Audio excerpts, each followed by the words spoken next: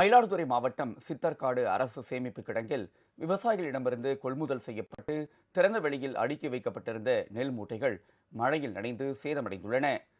சித்தர்காடு சேமிப்பு கிடங்கு முழு கொள்ளளவை எட்டிய நிலையில் சுமார் 2000 மெட்ரிக் டன் நெல் மூட்டைகள் கிடங்கு வளாகத்தில் திறந்த வெளியில் தார்பாய் கொண்டு மூடி வைக்கப்பட்டது.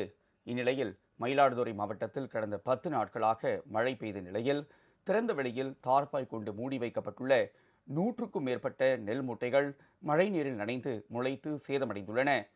இதனால் விவசாயிகள் வேதனை அடைந்துள்ளனர். மயிலாடுதுறை மையப்பகுதியில் நிரந்தர நெல் சேமிப்பு கிடங்கு கட்டித்தர விவசாயிகள் கோரிக்கை விடுத்துள்ளனர்.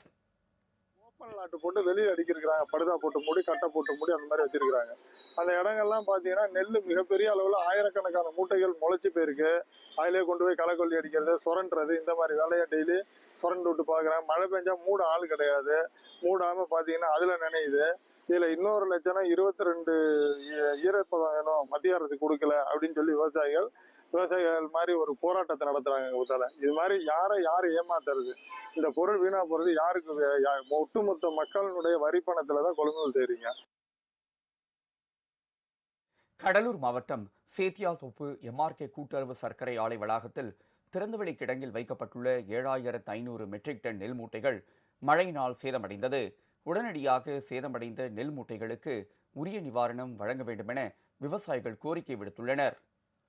கனமழை காரணமாக தருமபுரி மாவட்டம் பாப்பிரெட்டிப்பட்டி அடுத்த சேர்வராயன் மலை ஏற்காடு அடிவாரத்தில் அமைந்துள்ள வாணியாறு அணை நிரம்பியது. இதையடுத்து அணையின் பாதுகாப்பு கருதி அணையின் 3 கதவுகளில் 1 மட்டும் திறக்கப்பட்டு உபரி நீர் வெளியேற்றப்பட்டது. சுற்றியுள்ள கரையோர மக்களுக்கு வருவாய்த்துறை மூலம் வெள்ள அபாய எச்சரிக்கை விடுக்கப்பட்டுள்ளது.